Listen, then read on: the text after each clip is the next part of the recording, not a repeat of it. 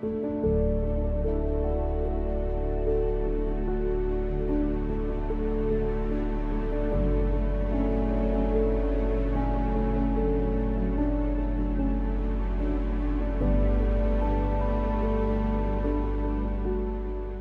I'm really happy being here with you and having that chance to asking you some question. And the one I want to kick off with is like, why is it important to getting off someone to a fast start when they join the business? I think everything comes down to a confidence issue. And not only a confidence issue, whatever you do with somebody that first 30 days, I've just seen it over and over. If you can go out and you can take someone in the field within that 48 to 72 hour window where they can catch it, they haven't had a chance to talk to their coworker or Aunt Bertha who never did the business, tell them they can't do it or something like that. And it just, it gets their belief system going. Maybe, I can do this. I watched, Fanie do it 3 times or Jim do it 4 times in a very, very short period of time. So their belief system goes up because they look at it and go, well, it didn't look that hard. And those fears and those doubts didn't have that time to creep in. So I think getting off to a fast start is everything. And I know, now with the companies in the last year, 2 years, I guess, this sprint to district has exploded the company in terms of growth. And I know, you and Sebastian have done a phenomenal job in terms of, how you get your people sprint to district. What have you done, as a couple, when you get people started, how you sprint them to district? Yeah, but we explain to them the importance of do some action a lot in a short period of time that pays off. Like, there's nothing good that a feeling of going on the kitchen table, you're excited, you're new, and then you come back to that kitchen table with that, you saw what was in the eyes when the clients understood what they learned in that presentation.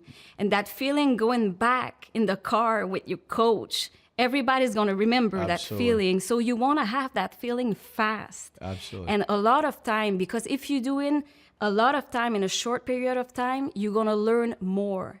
And as how we do it is like, I had no excuses. I had a 5 weeks old baby when I did my field training. We did 9 kitties in 1 week, open and close. So if I could do that with a 5 weeks old baby, everybody can do it. No doubt. And sprint to district and have people in your team. I had 5 direct recruits in that week.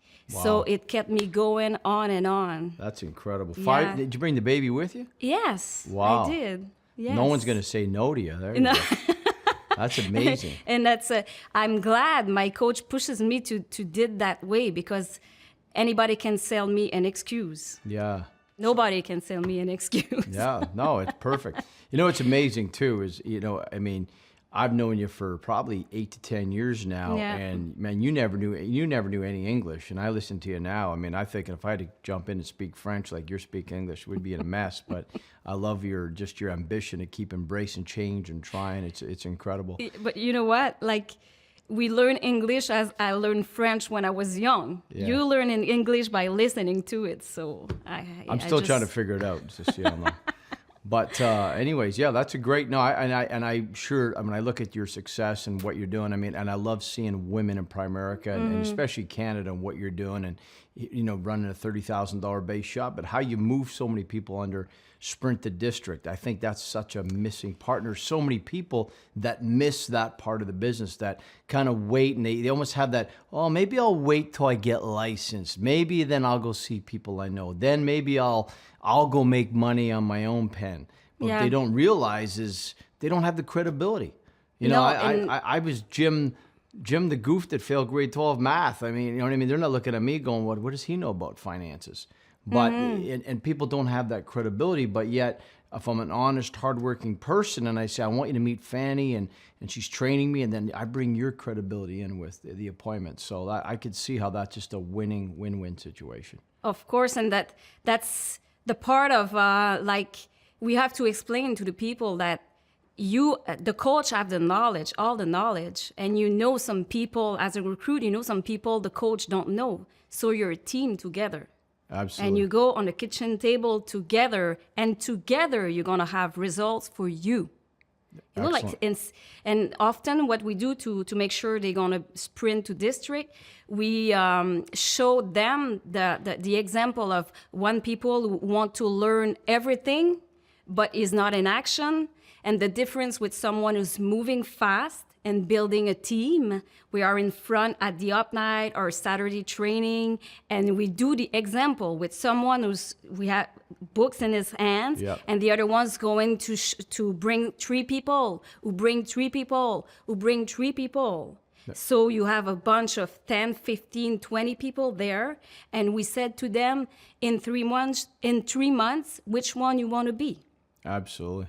Sprint to district's going to bring you the that. sprint to district, the person's excited, they're naive, they think they can hire everybody, and everybody's going to say yes, and so you can see how that could be such a Yeah, because it's not what you say, it's how you say it. And when you're in the beginning and you have some result, you're just excited about your future. Absolutely, I Yeah. can see that. For you, I know you built it a big hierarchy. And why, for the builders, is important to showing up before and after the meeting? Why? I think a lot of it is, the meeting itself is important. Yeah. But when you move into that builder mindset, I always say to people, what happens before the meeting, during the meeting, and after the meeting is all equally important. So if you're there in the early stages, even if you're there, you're setting up, but as people are walking through the door, you're saying, "Hey, Fanie, how you doing? Jim Beaulne. Hey, good to have you here. Who invited you? Oh, Sebastian invited me, or someone invited me. Man, you're on a winning team. It's so good to have you here." We create the environment. The team creates an environment. And when they come in, I really believe that people have you got about 30 seconds for someone to make a first impression. Yeah. And so them having that upbeat environment, because I think their perception of a meeting, whether maybe it's a financial meeting or something, they're thinking dry, boring people, and Yeah. I want to make it like a sport office, kind of like high five and winning, music going. And it's also an opportunity to know them more so they can relate too, right? Absolutely. And I don't know if you're doing that, but let's say if I got a hockey players coming in, I'm going to introduce him to a hockey player in the team. And then if there's some woman like with babies or whatever, Yeah, absolutely. You want to have that, relation, and you want to also credibility. You want to have all your team there. So if I say, I've got a young single woman doing really well. She's a ringer with her company. Her name's Fanie, and all of a sudden you don't show up, and I'm trying to build the company. Then it reflects on my credibility. Yeah. Right, and then the other side of it is on the back end of the meeting. It's sticking around. And, learning how to ask the questions with people. Hey, what did you like most about our overview? Mm-hmm. And I think when it comes to the building and recruiting, I think everything to me is about environment. So the before, the middle, the after, everything is about you creating that environment. And the only way you create the environment is the team working together, which is what. And if you take time to arrive early, and all the leaders also, you can set up that energy in the room before people are coming in. And so it's important also. Yeah, right? absolutely. Yeah, the energy is everything. I'm a believer more is caught than can ever be taught. So the energy and what you create, it could change everything. So you can smell a winning environment. Absolutely. And Jim, I didn't add that chance to, I heard you on stage telling about your story, but how did you really get started? It goes back to I was in college. It was in my last year. And it was probably the perfect timing. We were just going into recession. Everybody couldn't get a job. And I was the last guy in class that my buddy Gord had talked to at that point in time. And matter of fact, what's scary is I dropped finance in college, along with 8 other courses. Okay. But I dropped finance. And so I really wasn't interested in the business.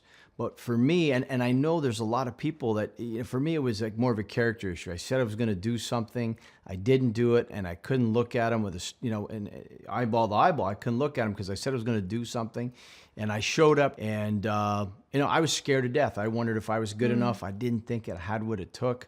I know there was a few hundred people in the company making $100,000 a year, but I kind of said, I don't know if I'm that good. I don't know if I'm, I don't know if I have what it takes. And so you were not a confident person at that time. No, not at all, not at all. And a lot of it was just my upbringing. living in foster homes and growing up and being on my own at 16 years of age and just trying to struggle. But it's amazing. The company has delivered in every single way. And it's interesting. I know your story is kind of like mine. I came from a small town. Yeah. And you came from like the East Coast small town where. Yeah, called in Gaspésie, completely east coast of Canada in Quebec, and 1,700 people in that town. Everybody knew each other, which is great for me. That's why I'm talking a lot. And I was raised in a town that everybody talking to each other, but the mindset there was small. Yeah. Like I was raised in a mindset like if you're doing a lot of money, you're not a good person. Okay. So I had to get rid of that thinking. Did you had some adversity building that? Yeah, the adversity would be, I always say that in my early stages, the quicker I can get to a point where I would lose my inhibition what other people thought about me.